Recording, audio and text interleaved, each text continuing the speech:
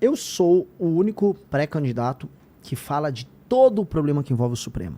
Exato. O único. Pra ser justo, o Zema não fala de todo o problema, mas ele fala também do problema. Ele tá inclusive, comprando uma briga aí com o Gilmar. Tá, e eu acho bacana.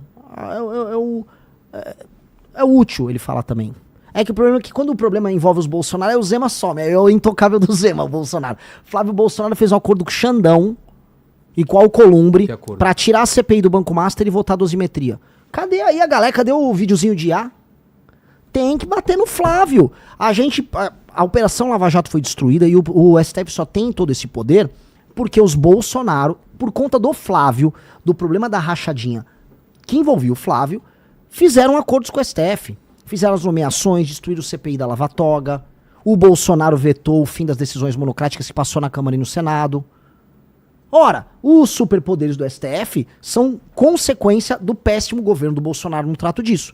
E aí, cara, os únicos que ficaram denunciando e quase foram presos por fazer isso fomos nós. Tô avisando, os únicos que denunciaram, do Xandão até os Bolsonaro, porque todos têm culpa no cartório, fomos nós. Então, e eu tô denunciando até hoje. Fizemos 4 manifestações pedindo a cabeça de ministro do STF, pedindo prisão de ministro do STF agora. E por conta do escândalo agora do Banco Master, que é o maior escândalo de corrupção da nossa história. Só que o problema do escândalo do Banco Master é assim, as pessoas vão contar historinhas. A esquerda conta só a história que envolve a direita. E a direita conta só a história que envolve a esquerda. Então eu queria pedir pra todo mundo, vamos contar a história toda? Vamos contar que boa parte do crescimento do Banco Master aconteceu durante o governo Bolsonaro. Que houve MP que passou durante o governo do Bolsonaro, do senhor João Roma, que beneficiava as empresas que faziam crédito consignado.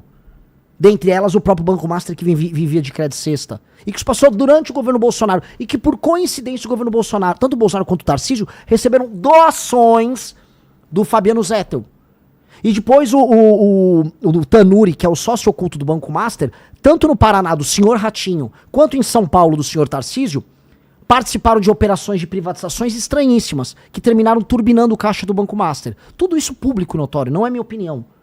Não vamos falar da parte que envolve a direita, que da esquerda a gente já sabe, o crédito cesta, que é a base do escândalo do Banco Master, começou com o PT.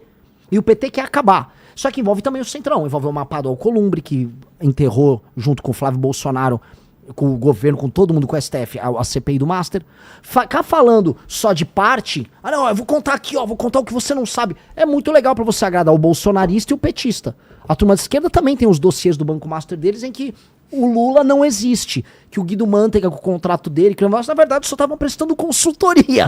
Porra, cara, isso é picaretagem. Não dá você ficar contando a história, a meia história só pra você agradar uma bolha. Por isso que a gente tem essa história de polarização. Porque o eleitor tá como um mongoloide, um retardado. Então assim, você é de direita? Sim, eu odeio o comunismo. O Banco Master só tem a ver com o Lula, tá? São esses poderosos aí. São os do cara. O cara, é. E aqui? E você de esquerda? É tudo culpa do fascismo do Bolsonaro. O Lula não tem nada a ver com o cara. Que bom. E aí, tudo mantado com um débil mental. Então vamos falar todo mundo, de todos os envolvidos nessa história, temos que ser sincero. Isso aqui não falam, cara. Dos que estão, tem até aí o pessoal aí na tela, dos que falam do Banco Master só tem eu e o Zema. Eu e o Zema. E eu conto a história toda. E vai rolar todos. E vai rolar delação, você acha? A questão é assim, vão homologar a delação? Como funciona? Precisa homologar a delação. Se não, não vale nada. Putz. Só que tem uma fila de delações. Tem a delação do Vorcaro, do Fabiano Zettel, do ex-presidente do BRB. Tem essa pressão pela delação. E tem hoje um ministro do STF, agora vou ser sincero, nomeação do Bolsonaro, que se provou no começo ruim, mas hoje muito boa, que é o André Mendonça, que vem se comportando de maneira republicana. E o André Mendonça tá sendo republicano nisso. E ele tem que ter o apoio para levar à frente a delação. Porque tá todo mundo com medo. Se a delação do Vorcaro vem, se a delação do Vorcaro sobe pro STF, o STF cai. É isso, não só o STF. Boa parte dos presidentes de partido caem. Boa parte de governadores caem. Se explicar a relação do Tanuri com o que aconteceu na Sabesp Nemar em São Paulo, do Crédito Cesta com o PT da Bahia, acho que é Copel lá no Paraná com o Ratinho, que inclusive a galera do MBL lá do Paraná, Pedro Deirô, Bertolucci, descobriu tudo, junto com o Metrópolis. A nossa equipe fez pesquisa e o Metrópolis também descobriu, o Estadão descobriu, a gente fez parte ali das investigações. Pois bem, nós fizemos o estrampo. Temos que descobrir. O Ratinho viu que a casa caiu dele, ele até tirou a candidatura. Pois é. Não é lógico, ia ter que explicar em público por que a família dele tinha sociedade com a turma ligada ao Master e com a própria turma do JBS, que a JBS Friboi também tá nesse esquema. Então a real é essa. A real que, assim, todo mundo quer contar a história pela metade. A gente tem que contar a história inteira. E o que significa o que aconteceu com o Messias aí, que rejeitaram? Qual é o recado que... São muitos recados. O recado, vou dar um exemplo, um recado. O recado de uma ala do STF, de que o Lula tá ficando hiperpoderoso e que vai ter que sentar e conversar. A gente sabe que o Alexandre de Moraes não queria o Messias. Por quê? Por quê? Porque são alas. O Lula tá fazendo um bloco dele. Você tem, o STF não é todo coeso. O Alexandre de Moraes, pra muita gente falar, ele é de esquerda, ele não é de esquerda. O Alexandre de Moraes dava aula na minha faculdade, conheço ele de sala de aula. Ele nunca foi de esquerda.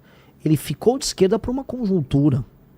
Uma conjuntura de poder, de briga com o Bolsonaro. Esses caras mudam de lado o tempo todo, fazem alianças diferentes. E o Lula, ele quer ter o domínio do STF. O Zé Dirceu já vinha falando, ó, esse primeiro governo, isso aqui é um recado pra todo mundo, até pra quem não gosta de mim.